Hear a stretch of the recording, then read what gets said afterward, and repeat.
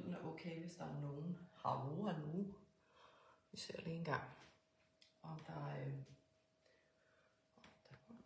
Jeg lige finde ud af, hvor hun skal hen for at se video.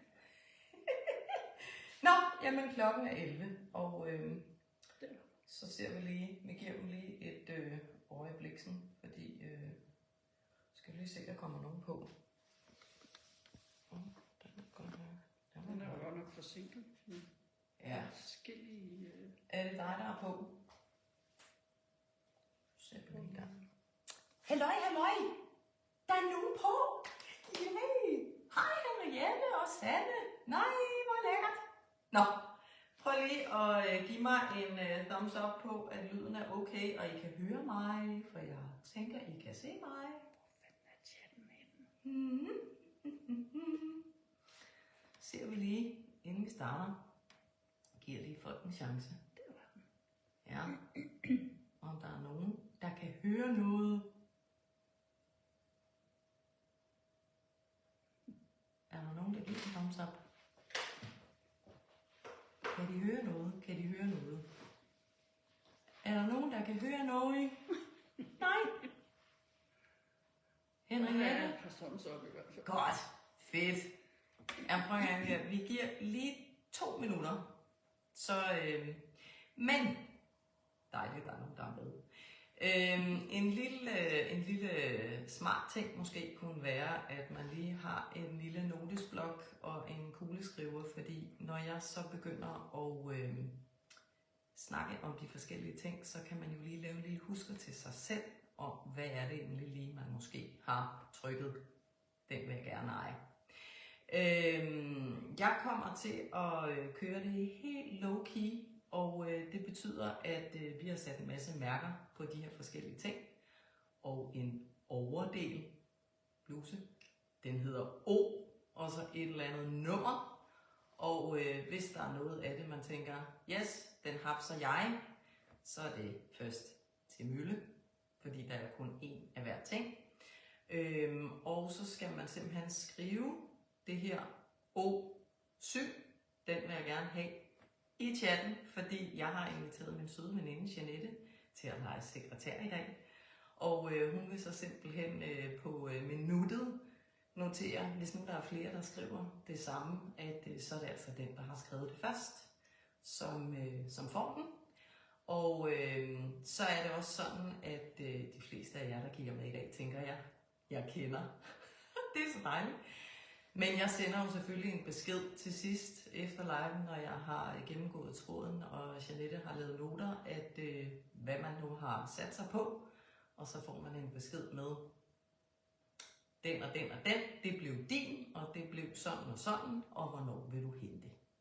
Så, og hvis jeg af en eller anden årsag ikke kan sende folk beskeder, så tænker jeg, at så må I komme efter mig. Så må I selv lige hive fat i mig og sende mig en besked. Hallo, jeg så med på dit livesalg, og jeg skrev på den og den og den. Jeg har ikke hørt fra dig. Panik, panik. Vi skal nok få det til at lykkes. Og så håber jeg selvfølgelig, at I hjælper mig af med en rigtig masse ting. Det er billigt, jeg siger det bare. Fordi man må ikke blive ved med at købe noget, når ikke man har plads. Så nu skal det bare ud af rampen, ikke? Så nu tror jeg bare, at jeg stille og roligt starter. Kigger over på min søde sekretær, der nikker. Ja, godt. Ved I hvad? Vi går simpelthen i gang. Og vi starter med O for overdel, ikke? Og jeg har sådan nogle her. Det er simpelthen O1. Og jeg kan se, at jeg skal længere tilbage, eller skubbe den her lidt, fordi ellers så kan I ikke se det. Det her, det er sådan en asymmetrisk, syrenfarvet lilla soltop. Den hedder O1, og den koster en 10'er. Så en lilla, lækker soltop. Altså i dag er det ikke lige, men lige om lidt så kommer solen. Er vi ikke enige? 01, og den er altså syrenfarvet, og den er soltop. 10 penge. I størrelsen. Tænker jeg. I størrelse, siger den kloge. Men det var den der var sådan lidt one-size-agtig, var det ikke det? Størrelse XL. Ja. Det kunne jeg også bare fortælle dig. Ja, det kunne. Det er en størrelse XL, og det er sådan en ret rummelig model, ikke? Ja, check. Og der er faktisk også en i sort. Vupti. i samme størrelse, og også asymmetrisk, og ja. Så det er to, der minder meget om hinanden. Den koster også en 10'er. Den hedder O2. O1 og O2. Check. Så er der en, nu siger jeg en undertrøje med lidt blonde på O3. Den er altså helt ny. Den har jeg sådan set aldrig været på. Og jeg kan godt se i lyset her, der er meget lys på, men det er fordi, ellers så bliver det altså noget andet skrald, så kan man ikke rigtig se det. Men den er altså sort, og den er altså helt ny. Og den er i en størrelse hvad? Medium. Medium. Og hvis ikke jeg siger noget, så er det fordi, det er almindelig damestørrelse. Der kommer også plus size, men så siger jeg, at det er en plus size, fordi så er der selvfølgelig en størrelsesforskel på det. Den her koster en 20'er. 0, O3 til en 20 penge. Check. Det var lige lidt toppe. Så suser vi videre i bunkerne. Jeg har meget. Det her, det er en bluse, som jeg faktisk har været rigtig glad for. Og den er, hvad vi vil kalde koralpink. Og den kan man godt se har været på, men den fejler ingenting. Det er O4, og det er en størrelse large, og den koster en 10'er. Check. Den ryger videre. Hvis man nu mangler en helt almindelig plain t-shirt i rød, det er en Nike t-shirt, og det er en størrelse medium. Den er rød med Nike logo på maven.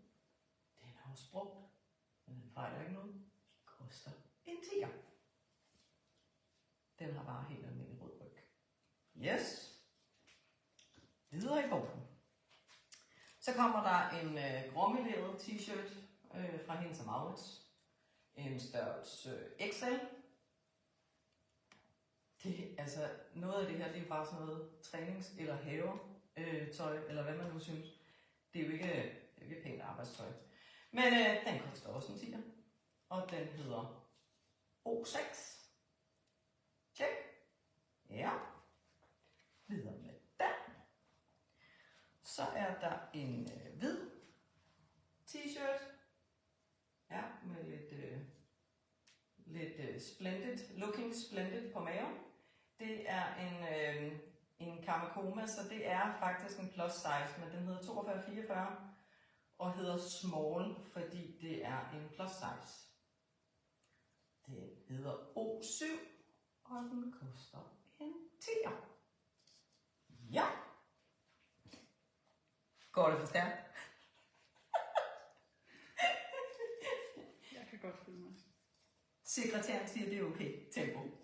Så er der den her, og den er måske lidt svær at se i farven her i det her lys, men den er sådan lidt mintgrøn. Det er også en t-shirt. Det er en størrelse large med fugle på i sølv. Yes.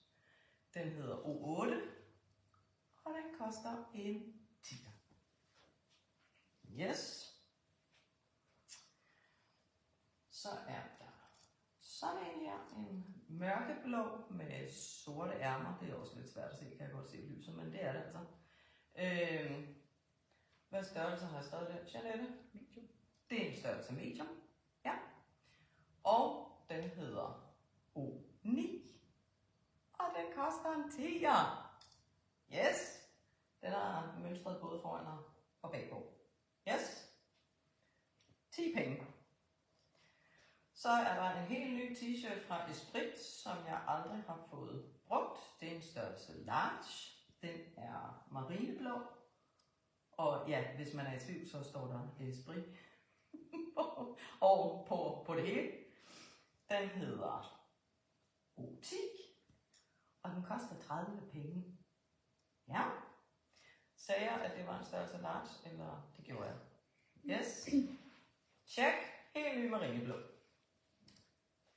Så er der sådan en, og det er måske en af de lidt sjove, fordi det er en meget neongrøn t-shirt, og den er meget asymmetrisk. Den har sådan lidt det her, at den falder ned på skulderen, Og den er brugt én gang, og det var til en 80'er-fest, 90'er-fest. Så ja, det kan man altså også bruge den til, ikke? Men man kan jo også gå med den til hverdag. Og den hedder O11, og den er i størrelse large, og den koster en 10'er.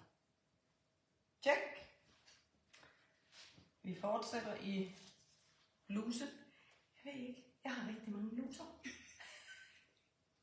Og jeg har stadigvæk kun den samme krop at putte dem på, ikke? Nå, vi fortsætter. Der er en medium large bluse her. Jeg træder lige lidt tilbage, så man kan se den. Det er lidt en oversize-agtig t-shirt. Ja. Medium large. Og den hedder O12. Og den koster en 10'er. Den er sådan orange med noget blåt og noget lyst print-agtigt. Ja. En 10'er for den. Vi løber videre. Og det er sådan en af de her ting, der er noget med farve. Fordi nogen vil sige, at den er koksgrå, nogen vil sige, at den har en lille smule arme. Og ja, det er øjnene, der ser dem, tænker jeg. Men det er en meget lækker, sådan lidt crepe-agtig. Og det er en størrelse 42-ish. Det der med at klippe mærker ud, jeg ved ikke, om I kender det der med, at det klør i nakken. Ja. Den hedder O13. Og er super lækker til sommer, tænker jeg. Koster 10 penge. Yes. Så er der sådan en her. Sådan en sommerting også. Den er en størrelse extra large. Almindelig størrelse.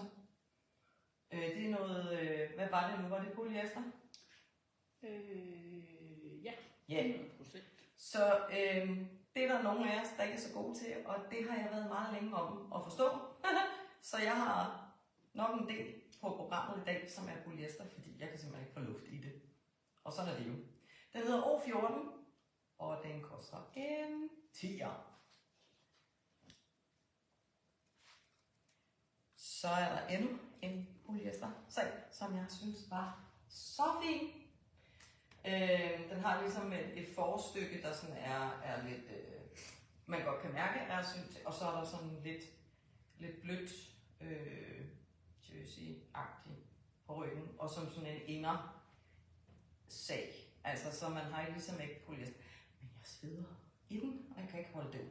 Så den er armegrøn, og den er faktisk falder rigtig, rigtig pænt, og den er fra Fransa.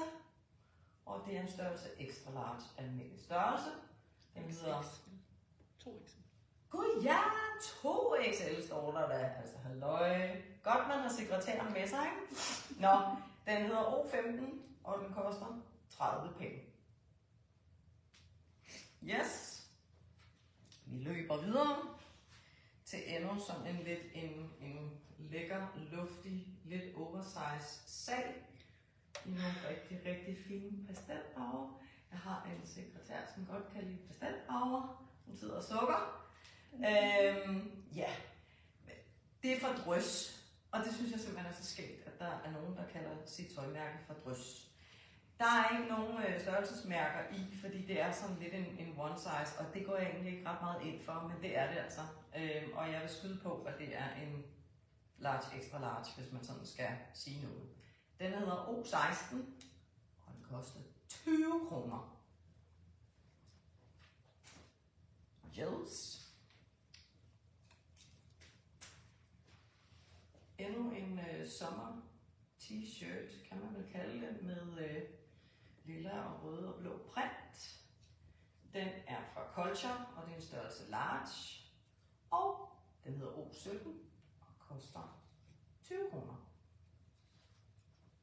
Bingo bango. Så kommer der nogen her, som ligesom er i samme model. Der kommer 3 forskellige print og 3 forskellige farver. Det er bare, så ved man ligesom, hvad det er. Det er sådan nogen her, og det er også polyester, ikke? Var det det? Glat den foran. Ja, det var også polyester, ikke også? Jo. Ja. Nej. Nej.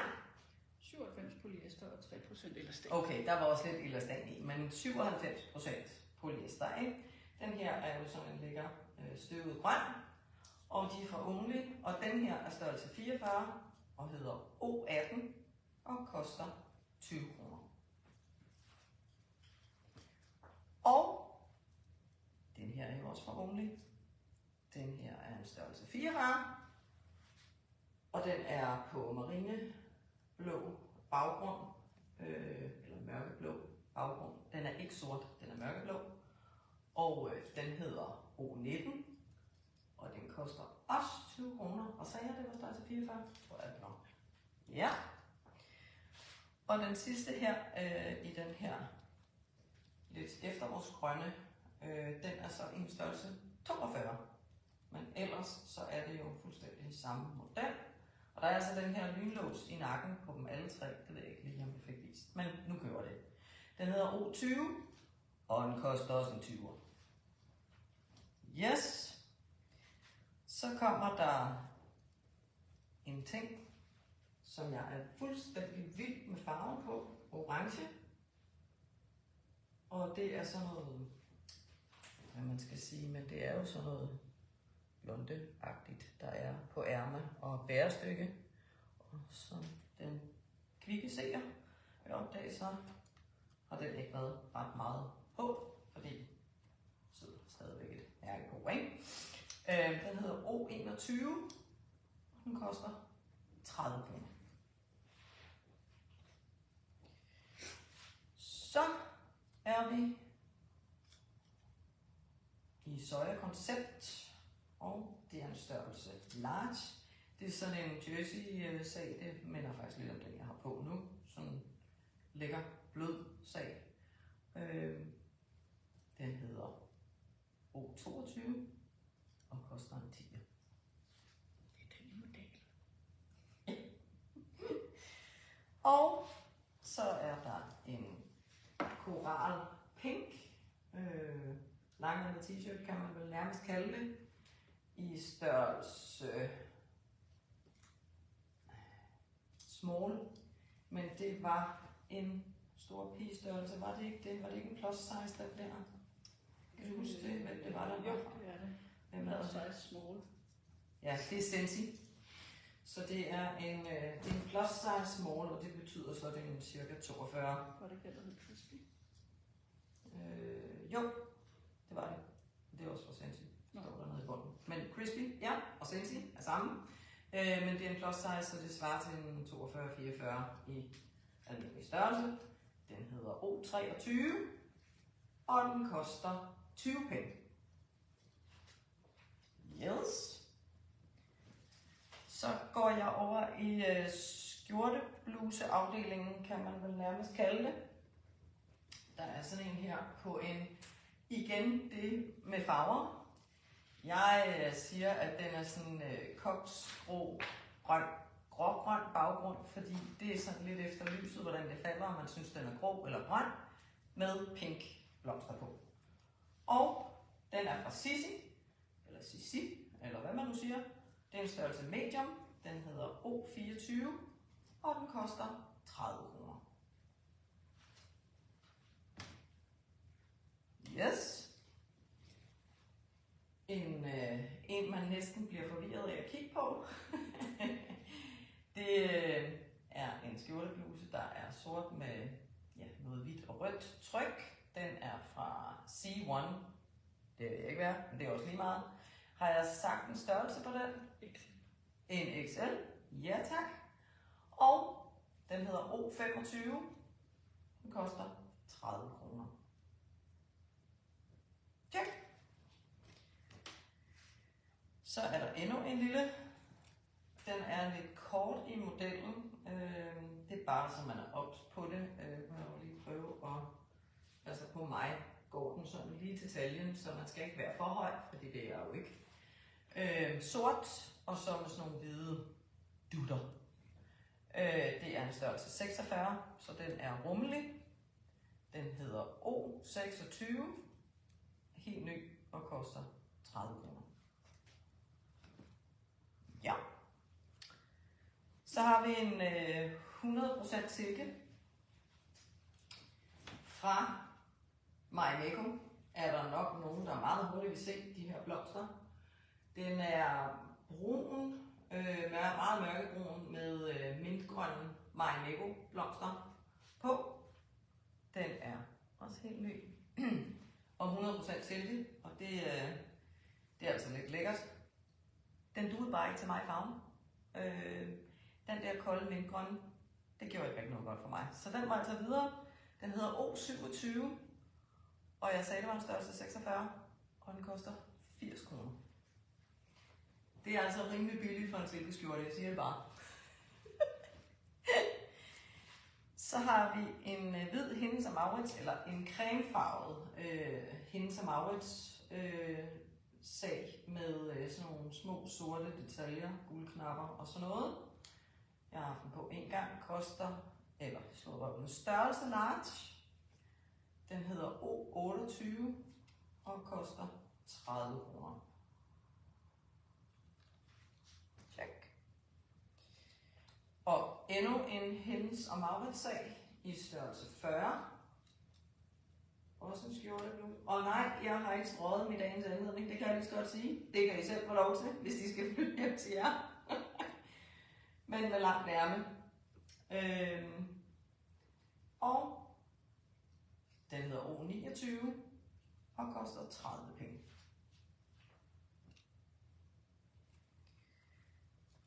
Så er der den her i størrelse 44, og altså jeg vil sige så meget, så man kan nok selv bestemme, om man vil bruge den til skjorte, eller om man vil bruge den som natskjorte. Altså fordi det er sådan noget satin, så hvis man synes, at det er skønt at sove i, så kan man jo bare sove i den. Den er størrelse 44, og den hedder 0, eller O30, og den koster en 10. Og den sidste skjorte her. Først så troede jeg, at det var leopard, men altså, når man kigger tættere på det, så er det bare noget print i. Den er cremefarvet med sort print, og det er en størrelse 40. Det er en Esprit, og den hedder O31 og koster 30 kroner. Yes, jeg går lige ud af billedet et øjeblik og henter noget mere tøj, ikke? Så er jeg jo. Det stopper aldrig. Nå, vi er nået over i noget, der er måske ikke lige årstids korrekt, fordi det her det er velour. En sort, helt enkelt sort velourbluse. Og den er størrelse hvad, Jeanette?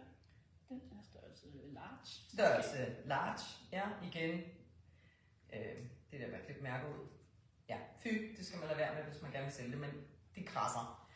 Den hedder O32, og den koster 20 kroner. Sort velour. Der er også en rød velour. Altså den er nok måske juleblusen, hvis det er. Jeg har aldrig haft den på. Helt ny. Den er størrelse medium. Den hedder O33, og den koster 30 kroner. Yes. Så er der en lækker tynd hættebluse fra Calvin Klein i nogle fine douchefarver. Den er størrelse. Det blev væk. Medium, ja. Og den hedder O34, og den er sprit ny, og den koster 40 penge. Ja. Der er sådan en fartstribe nedad i siden på trøjen.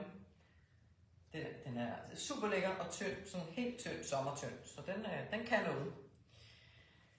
Og endnu en hættetrøje fra Saint-Tropez i størrelse XL. Den er der altså, hætten, selvom det er lidt svært at vise, og med nogle meget søde bindebånd der hals. Og den hedder O35, koster 40 penge. Og en ny. Ja, det var den anden faktisk også. Men ja, det der med nyt, det kan være noget, ikke? Ja, så er der en lille strik fra Misha. I gammel rosa, sort og hvid. I størrelse, hvad har jeg sagt? XXL. 2 gange XL. Ja. Den hedder O36, og den koster 30 kroner. Din mor siger held og lykke med salg. Tak, mor. Så er der sådan en bolero-agtig kort strik i sort. Ja. Og altså, igen, mærket er klippet ud, men altså, jeg vil skyde sådan på en large. Den er forholdsvis rummelig. Den hedder O37 og koster en 10'er. Ja. Så er vi i en CC, og det er jo plus size, så det er en størrelse small. Og det er en svarer til en 42-44 cirka. Den hedder O38, den er petrolfarvet. Sådan lidt strikagtig. Ja. Altså det er lidt svært at se farven, kan jeg godt se, men det er den altså. Den er sådan petrolblå-grøn-agtig. Den hedder O38, og den koster en 20'er. Check. Så forkøbte jeg mig i sådan en lækker striktrøje, fordi jeg tænkte, wow, fed farve, fede ting og sager, og der er noget guld på og sådan noget. Den krasser. Jeg kan ikke være i det. Det er en one size, og den er forholdsvis rummelig. Den er sådan forholdsvis bred. Den hedder 0. Nej, den hedder ikke 0, den hedder O39 og koster en 50'er. Det er altså billigt. Ja. Yes. Så går jeg lige ud af billedet igen og finder den næste. Hvad hedder det her?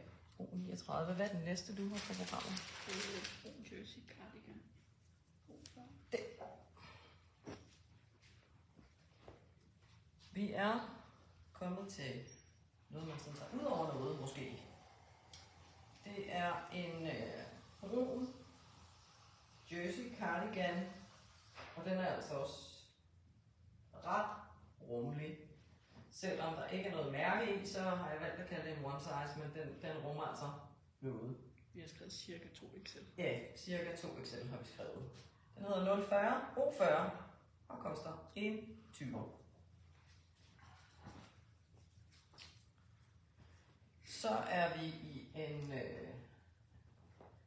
Tubis jakke, men det er sådan noget jersey, tyk jersey, så det er ikke, det er utrolig rart at have på. Pink er den. Den hedder O41, og den koster en 20.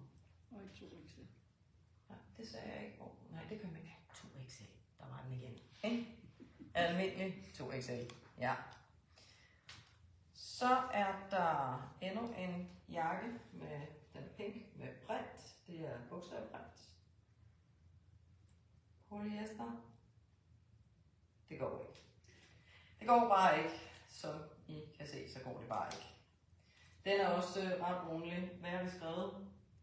Vi har skrevet XXL. Ja, 2XL'er. Nej, jo. Jo, ikke? Ja. O43. Og den koster 40 penge. Fordi, ja. Ikke? Siger det ikke til nogen. Jeg står også kun lige. Hvad? Jeg står også kun lige. Altså, live, ikke? På fuld skrue, så står manden og kommenterer på tingene, ikke? Ja, det er godt. Kig du bare, hvad jeg skal. Er der noget, du vil købe? Der er en til af de her polyesterjakker, som jeg jo synes, og det her, det er altså leopardprint. Pink med sort leopardprint. Det går bare ikke på mig. Så samme størrelse, same som den der lige har været. Den her, den hedder O42, og koster også 40 penge. Yes! Så er det dem her. Så er vi lige i overtøjsafdelingen, for det er der så også noget af, ikke? Den her lyserøde sag fra Only og Kamakoma. Yes. I størrelse 42. Den hedder O44, og den koster 80 penge.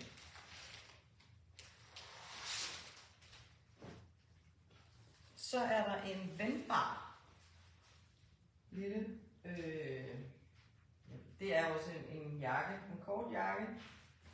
simpelthen vendes på rammen, så man har stribet jakken, i stedet for at der er også lommer på indersiden. Den er altså slidt heroppe, så man kan også bare vælge at bruge den som sin hundejakke. Jeg synes bare, den er så fin. Og som sådan en lille let sag ude ved bålet om aftenen. Den hedder O45, og den koster 30 kroner. Og hvis det er, så kan du også få den for en 20. Eller for en 10'er. Du siger bare, hvad du vil give. Det er så det. Og så er der en af dem, der gør ondt.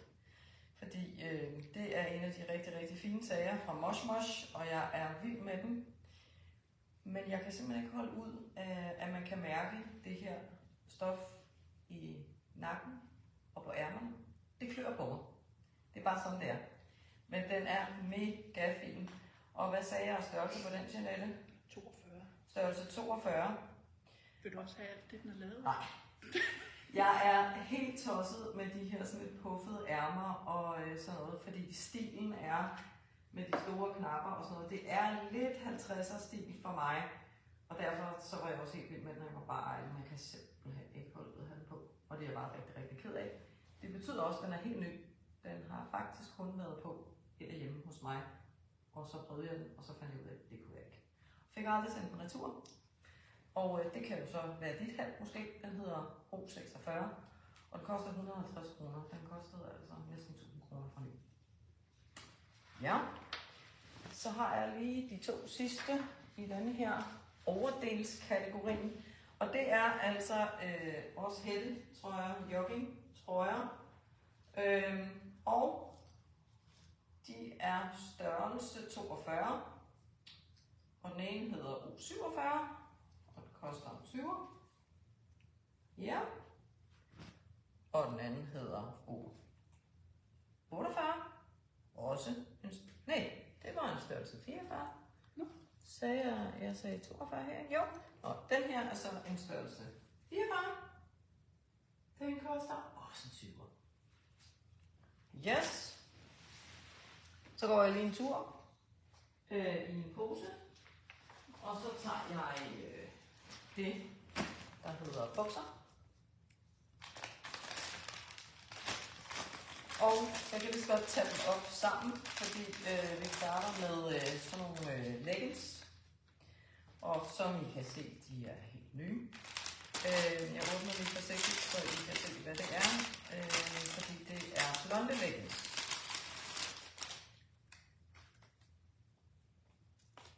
Sådan nogle her. Yes. Og dem er der altså 2 af.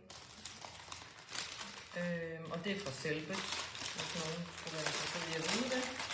Og hvad størrelse har jeg sagt? 46. Størrelse 46, 48. Ja. Og de hedder B1 og B2. Hvis nogen nogensinde har set bananer i kiosk, så ved I, hvad det er. Men de koster 40 kroner per stykke. B1 og B2. Det er leggings, blonde leggings. Ja.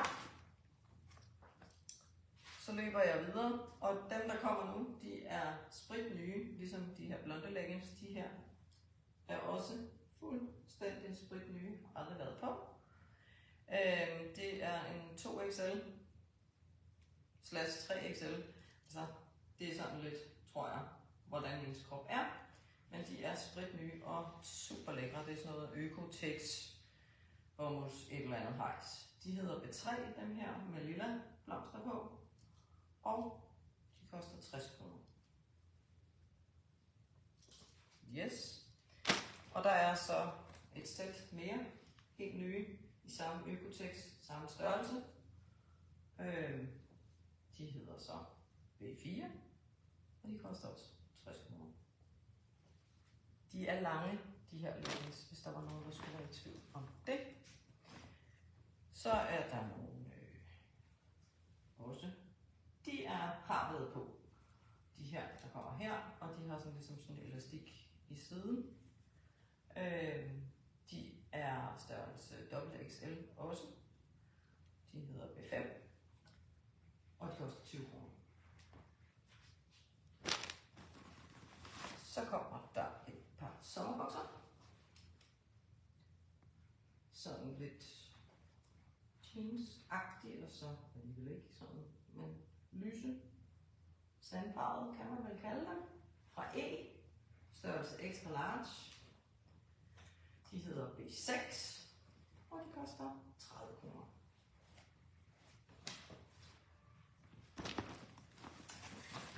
Så er der nogle helt nye. Sidder stadigvæk mærke på. De er blå, sådan marineblå. Korte rør, skulle jeg til at sige, sådan 3/4 lange.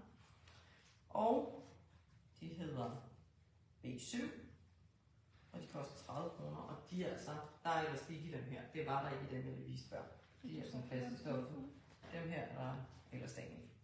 Det er 44. Er det 44? Står der det? Står der det? Det gør der. Det er en størrelse 44. Hun er delt med dygtig, hende der sekretær. Så er der dem her. Det er vel næsten sådan nogle, som man i de gode gamle dage ville kalde en bukse nederdelen-agtig. Altså sådan rigtig let og med elastik i og det hele. Den er en, var det dem, der var one size? Der står large, extra large. Ja, large, extra large. Det kommer lidt an på, hvor meget talje man har med at sige, hvor meget man kan proppe ned i dem, fordi de er ret rummelige nedom. Men man skal jo også kunne trække vejret. Eller nogen skal trække vejret. De hedder B8, og de koster 40 kroner, og de er spritnye. Igen. Det er godt, min mand er gået igen, ikke? Så er der nogle med elastik, eller det er sådan jeans-agtige i sådan mørk sandfarvet elastiske er de, og lækre og bløde. Det er en størrelse 42. B9, og de koster 20 penge. Og så har jeg en lille træningstøj, hvis der var nogen, der skulle være interesseret i det. Fra Casal, og det er en størrelse 42, og det er sådan noget meget elastisk. Det er sådan nogle, der ligesom er, hvad hedder det, hvad er det, det hedder? Rib fra neden, og de er ikke så lange. De går lige under knæet. Sorte med snøre i livet. De hedder B10, og de koster 30 kroner. Har aldrig brugt dem. Så er det igen. Og der er sådan nogle træningsleggings, og der er ligesom sådan et meget fast stykke foran, der sådan holder godt ind på maven. Ja. De strammer op, mens man træner i sorte. Og det er størrelse large, og de hedder B11, og de koster 20 kroner. Så er der et sæt med leggings og jakke fra Sensi. Og det er sådan en stor papir. Det er en plus size, så det er størrelse small. Og det er sort, hvidt og gråt med lyserøde detaljer. Og leggings her. Og der er lommer og så videre. Bukserne er en størrelse medium. Og jakken en størrelse small. Og selv prisen. Hvor kan jeg med den? 40 kroner. For buks og trøje. Yes! Det var det. Ej, hvor tiden render i godt selskab sammen med jer. Pokkers! Jeg har meget endnu. Det kan være, at vi er nødt til at tage en omgang mere. Ikke? Nå, men jeg hopper hurtigt videre til kjoler. Og skal vi lige se en gang her. Hvad starter vi med? Nu skal vi lige se. Festkjolen. Ja. Vi starter simpelthen med festkjolen. Den er her i sådan en, ja, kan man kalde den gammel rosa, mørk gammel rosa. Og det er sådan en, og den er asymmetrisk med flere lag og noget blonde. Yes. Og V-udskæring. Og et lille flagmusærme nærmest. Og Den er fra Shine, Shein, I don't know. Jeg ved ikke, hvordan I udtaler det. Det er en extra large. Og den hedder K1. Og koster 70 kroner. Det er sådan noget plus size, ikke? Jo, det var en plus size. Yes.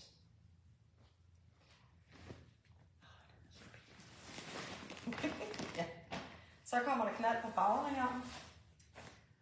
Og tilbage til det, jeg aldrig har haft brugt. Jeg er jo vild med farver, og den her er jeg også helt vild med. Men det er polyester, og det går ikke. Den er nærmest neonpink med noget orange og noget lyst kjole. Og altså, jeg kan ikke huske, har jeg skrevet one size eller ja. Men som I kan se, den er rummer godt. Det er jo meningen, det skal være sådan en loose fit, men den hedder K2, og den er ny, og den koster 60 kroner. Og så er vi i en DNY i størrelse medium. Også en super lækker sommerkjole den har de her små, man kan vel næsten ikke kalde dem flæser, men det er sådan ligesom de er skåret flere steder. Det er sådan en skjortekjole. Og jeg sagde, at det var en størrelse medium. Plus size. Plus size. Godt med sådan en souffløse, ikke? En sådan skjortekjole, og altså igen, så er vi ude i, at ja, jeg synes, den var super fin, men min grøn, det går bare ikke rigtigt til mig. Så, men den er virkelig lækker og blød. Den hedder K3, og den koster 60 kroner. Og vi bliver i skjortekjolerne, bare i en anden farve. Den her, som er fra Kaffe Curve, så det er også en plus size model, størrelse 44. Den hedder K4, og den koster også 60 kroner.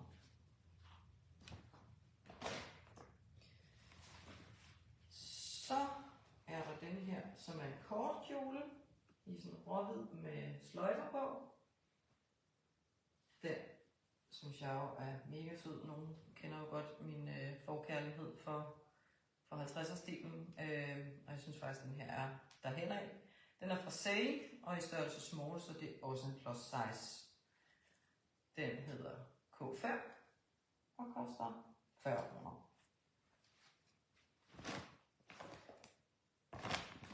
Så er vi i polyester helvede, kan jeg godt sige det, og det her, den så meget anderledes ud på nettet. Men det er altså bare en gul, lige op og ned, det er lige før jeg siger, det er næsten en kittel. Men altså, den er gul, ja, og den går lige op og ned, en lille smule af nede for neden, men igen, på mig er den under knæet, det er den nok ikke på de fleste andre. Det er en extra large, og den hedder K6, og den koster en 10. Og ingen kommentarer om min højde, eller mangel på samme. Jeg tænkte bare, det ville være en tunika til mig. Ja. Så har vi en anden kjole her, også i polyester.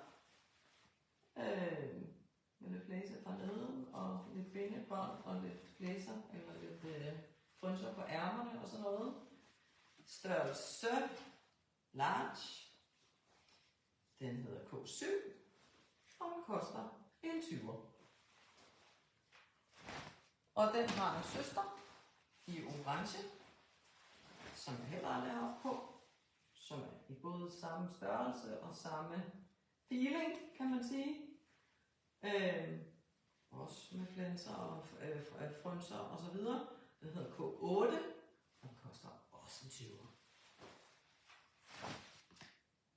Så kommer vi lige ind i den her stil, jeg er ret vild med, som er sådan 50'er. Det her det er sådan en tea-dress-agtig mørkeblå med hvide prikker. Det bliver næsten ikke finere. Fra Lindy Bob. Det er jo sådan et mærke, og den er en størrelse large, 42. Der er lidt stretch i, så den sidder bare super, super fint. Ja, mørkeblå med hvide prikker. K9 til 60 kroner. Og så kommer der en Margot kjole. Sådan en jersey kjole. Stribet. Super sød til sommer. Den er en størrelse extra large. Den hedder K10, og den koster 80 kroner. Vi se, om det var den her. Det var det. Den først. Så kommer der den her, som også lidt holder stilen. Vi kalder den racerkjolen. Den er syet til mig, og derfor ved jeg, at den passer en 42-44. Det er jersey, og det giver sig. Den går til underknæet på mig. Nogle andre vil sikkert synes, den var overknæet. Men jeg synes, den er sød, og man kan selv bestemme, om man vil have ærmet sådan smøget ned, eller om man vil lave et lille opsmøg på den. Ja, K11 til en 50'er.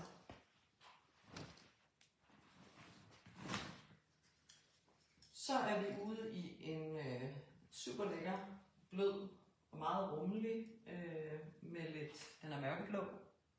Ja, mørkeblå lilla igen, ikke? Altså det er sådan lidt alt efter lyset, men med meget søde ærmer. Og de her lidt læg, eller nej, det kalder, jeg ved ikke, man kalder det jo ikke flæser på den måde, men det er sådan lag på lag. Og altså igen, uden et mærke, så hvad har vi kaldt den? Jeg kalder den XXL. XXL, dobbelt XL, ja. Den hedder K12, og den koster 30 penge.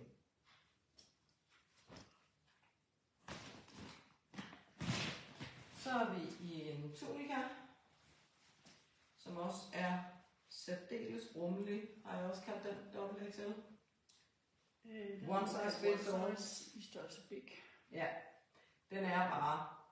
Men der er bindebånd i, så man kan jo snøre den ind.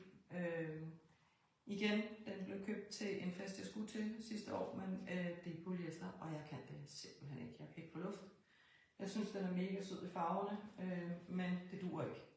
Så den hedder K13, og den koster 60 kroner. Og så er vi ude i noget igen, der hedder gult. Og så jeg tænkte, nej, den var sød, den her slå om sag. Der er blonder på toppen, som vi kan se op i bærestykket, og så er den ellers bare gul og med flæser. Ja. Igen en af dem, som aldrig rigtig kom på, fordi den gjorde bare ikke noget godt for mig. Så den hedder K14, og den er helt ny, og den koster 80 kroner, ikke? Og altså, ved I hvad? Der er lige en til sidst. Her. En sort sag, som jeg også synes var rigtig sød med detaljer og så videre, men som skærer mig på et helt forkert sted. Så den kommer heller ikke på. Altså, jeg ved ikke, om jeg er den eneste, der laver sådan nogle fejlkøb, men det håber jeg ikke. Den er fra Hennes & Mauritz, og det er en størrelse 38, men altså, den er ret rummelig, og det er jo fordi, den er sikkert betalt som en oversize til en størrelse 38, men jeg kan altså også lade den. Den gør bare ikke rigtig det. Den skal for mig, vel? Den hedder K15, og den koster 20 penge. Ja.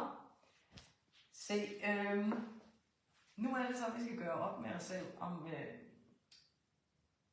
vi kan godt lige nå sko og tasker. Det kan vi godt. Det kan vi godt. Vi kan godt nå. Jeg skynder mig langsomt. Eller? Gitte Forp Hansen siger, at du ikke er alene om fejlkøb. Så, Birgitte. Det er glad, hvad du siger. Jeg dykker lige ned i skoene her. Og nu kan jeg så ikke lige se, om hvad for nogle sko har jeg taget først, Jeanette. Ellers så kan vi bare, så tager jeg dem bare, kan man sige, og så... Vil du have sko først? Ja, det er fordi, at jeg har jo pakket den ud, ikke?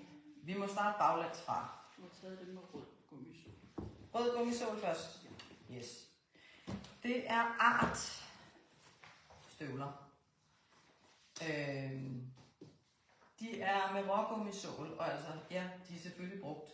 Men de er simpelthen sådan nogle støvler, man kan bo i nærmest, fordi det der rågummisål, det kan bare noget. De er sådan lidt, nu siger jeg bedstemor and, der er lidt bedstemor and over støvlerne, sådan i formen og farven. Det er en størrelse 38. Nej, det passer ikke. Det lyver jeg. Det er en størrelse 39. Ja. Og hvad har jeg sagt, de skal koste? 200. 200 penge. Ja. De har så også en sort søster, som er lidt anderledes i stilen. De er helt sorte, kun med den der orange stjerne på hælen. Altså, de er brugt, men jo ikke slidt, og med lynlås, så de er nemme at komme ind og ud af. Og de er også en størrelse 39, og de koster også 200 penge, ikke? Jo. Yes. Rågummisål er godt. Så er der et par ruskenstøvler, og de er kommet så langt. Hov. Altså udfordringen med dem her, det var, at jeg har faktisk flere andre rutenstøvler, som jeg er vanvittigt glad for, inklusive deres gummistøvler, som jeg elsker. Og de passer mine fødder rigtig godt, troede jeg. Fordi så havde jeg forelsket mig i dem her, sådan nogle ruskenstøvler, og dem kan I se, de har aldrig været udenfor. Der er bare lige den udfordring, at lige her, hvor støvlen skal være bredest, nogen ved, at jeg har andefødder. Det gør simpelthen ondt. Altså der er de en halv centimeter på smalle til mine brede andefødder. Så det var super træls. Fordi nu har jeg haft købt alle mulige andre af deres støvler, som passede, så jeg købte dem bare igen. Det skulle jeg så ikke have gjort. Det er en størrelse, skal vi se, det er 39. Og de er ubrugt, og de koster altså 300. Nu har jeg jo ikke sagt noget, hvad de skal skrive. De der rødsålede, dem her, hvad hedder de? Men de hedder så, hvad kalder vi det? T? Sko. S, ja. Så er det 12. S12 hedder de her med de røde såler. Og så hedder de andre S13. De sorte, ikke også? Jo. Ja. Og det her hedder S14, de her spritnye rutenstøvler. S14. Yes. Og så laver vi lige en på hovedet, fordi ellers så går der kul i systemet, tror jeg. Skal vi lige se engang, hvad vi så er kommet til. Skal lige finde nogle mærker på de her ting, ikke? Ja, fordi vi tager dem jo ligesom baglands fra nu. Okay. Er det det, vi gør? Gør det bare Nu det. prøver jeg lige engang at se, ikke? Ellers så må vi bare, så går vi bare med det. Det var det der med, det var helt low-key, og fordi ellers så kan jeg da ikke finde ud af. Nej, det kan også være, hvad jeg kan finde ud af her. Vi tager dem forfra, sådan det. Jeg dykker bare ned i dumpen. Bare for at være besværlig. Nå, men jeg har sådan en rigtig luksus, lækker arbejdstaske, vil jeg kalde den, fordi at indeni der er plads til computer og skrivegrej og altså you name it. Og det er ægte skind, og den er lækker. Jeg får den bare ikke brugt. Min mand er gået. Shh. Så, og den har altså kostet 1700 fra ny. Shh. Den kan du få for 250 kroner. Og den har ikke været brugt. Den har stået herhjemme og ventet på at blive brugt. Og så har jeg puttet lidt ned i den og taget det op igen. Den hedder S1. Jeg troede, jeg skulle lege Business Woman, og det kom bare ikke rigtigt til at ske. Men så den må videre. Det kan være, der er nogen, der kan bruge den til et eller andet smart. S1 til 250 kroner. Så dykker jeg lige ned efter S2. Og hvad er så det? En klods med skulder. Ja, Det er en lille sort clutch-taske. Ja, med plads til lidt, men godt. Er det ikke sådan, man siger? Ja. Den hedder S2, og den koster 50 kroner. Helle spørger, hvad den der arbejdstaske den hed. Er der noget mærke eller noget til? Ja, men det er en eller anden tysker. Og jeg kan godt lige vise logoet. Og måske, så jeg kan finde ud af det. Der. Den har ikke, det er ikke et danskermærke, og det er ikke Adax eller nogen af dem, som vi kender. Det er en tyskertaske, så derfor holder den også. Jeg ved det. Jeg har flere andre tasker derfra, som jeg er mega glad for. Nå, det var den her S2 til en 50'er. Så vi lige gang her. Og det her så S3. Det var det. Det er sådan en lille skulder cross-agtig lille taske med en masse lynlåsrum i til mobiltelefonen, eller hvad man nu har brug for lige at have tæt på. S3 hedder den, og den koster en 20'er. Og så ser vi lige, hvad så var næste. Det var ikke den der. Hvad har vi så? Hvad har vi så? Ej, vi skal skynde os. Og søren. Den her, det er en Adax-taske.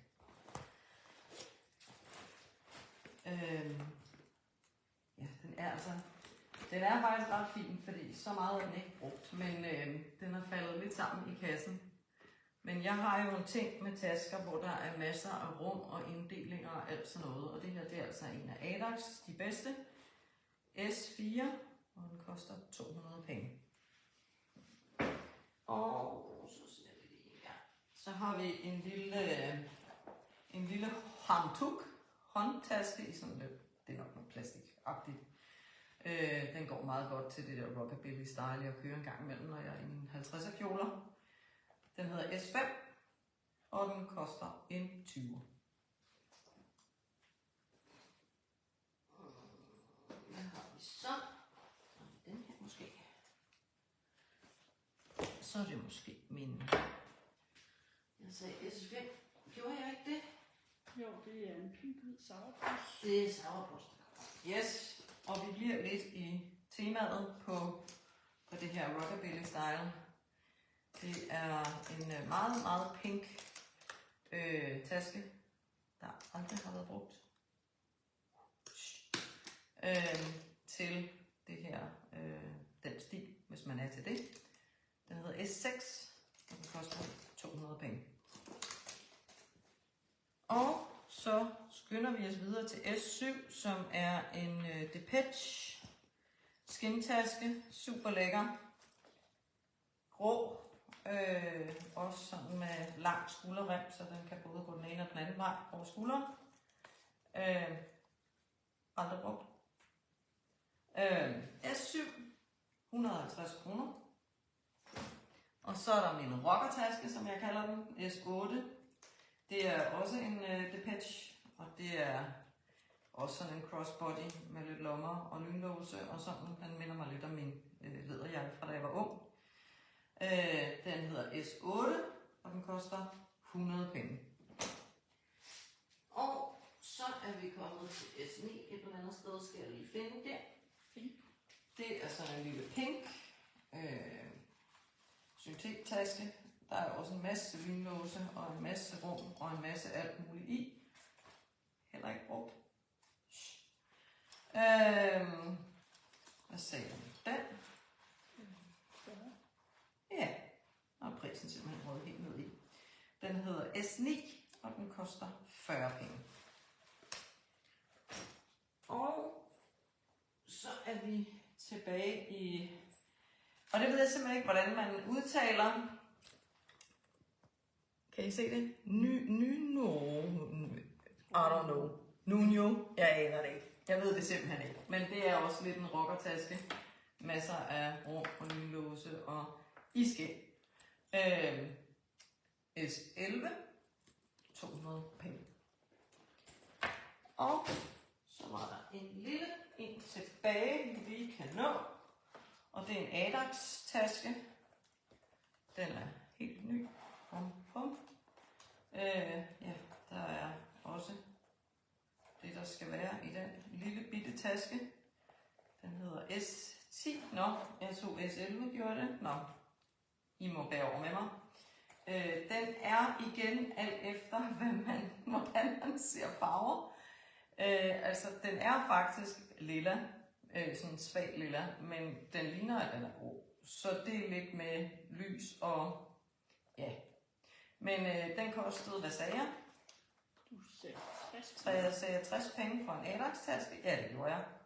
Ja, godt. Jamen ved I hvad? Vi er jo nødt til at stoppe, fordi nu er klokken 12, ikke? Jeg kan jo ikke holde på jer hele søndagen. Men altså, tusind tak, fordi I var med. Og så kommer jeg tilbage og laver en med min nips, og den kommer nok ikke til at vare en time, tænker jeg, fordi så meget har jeg ikke det. Men jeg er nødt til at lave en ny, så jeg håber jo, at I ser med, og vil hjælpe mig med at slippe af med lidt mere næste gang. Jeg prøver lige at finde en dag inden så længe, så jeg kan komme af med det, og så må I bare have en skøn og dejlig søndag. I hører fra mig. Jeg ved, at min sekretær har siddet og noteret, så jeg skal nok komme tilbage til jer, og så finder vi ud af resten. Tak fordi I var med. Vi ses, kan I have det dejligt. Hej så længe.